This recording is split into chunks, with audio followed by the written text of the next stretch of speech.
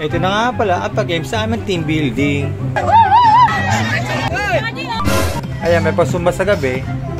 At may pasini din sila. Ganito yung tsura niyan pag umaga. Ito na nga pala ang pag-game sa aming team building. Ang games plan nga namin is pupunuin yung Coca-Cola bottle gamit ang tubig na galing sa dagat. Dahil sa late na kami magpa-games, ayun, palubog na yung araw.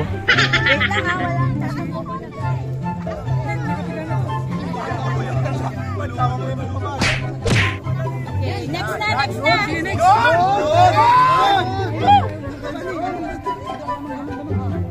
Parang ikaw lagi pa rin tumatakbo ha. Yun! Sure ball na! Dahan-dahan lang. Sure ball mo kasi yan. Masyadong madali. Yan. Saglit lang, wait lang. Mamaya na, pag tumayo siya. Siyempre, para manalo, kailangan hubad din lahat. At ayun na nga, hinibad na nga lahat. Miss Body oh! Mr. Body beautiful! Pero tuloy pa din ang laban. Ayos sinundan! Sige pre, kami, pasok mo lang. O diba, satong-sakto. Wala naman. Satong-sakto sa buwangin ang tubig mong kinuha sa galing sa dagat, diba? Lumalamang talaga yung kalaban.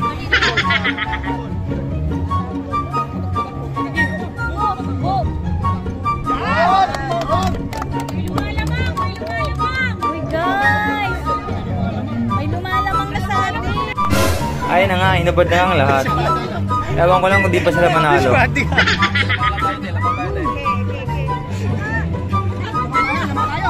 Ayun lang, tapos yung games, ang nanalo yung nagubad.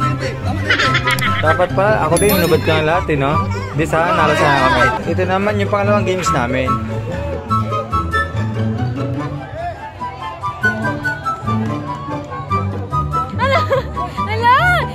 Pero ayun, ang resulta, talo ulit kami. Ito nga pala isang kasama namin na pagtripan.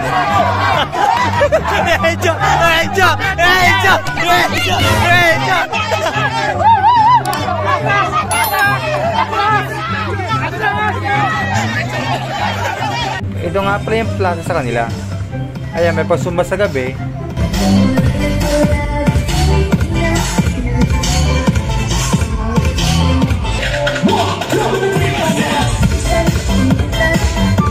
At may pasini din sila. Sana all. At ganito yung tsura niyan pag umaga. Ayan na diba, ang lawak-lawak ng plaza nila at ang bayan no?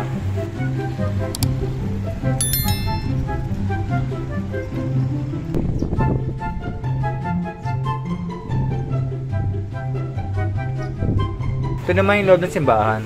Simple lang ang simbahan nila dito.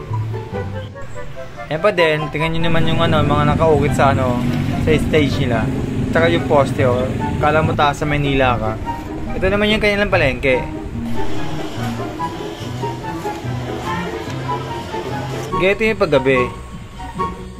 Ganito naman siya pag umaga. Ayun lang, tapos na, uwi na. Kitang-kita na pala dito. Kita-kita nga pala dito yung cross sa Bataan. Ikaw pa nakakita. Ay lang, tapos na. Salamat!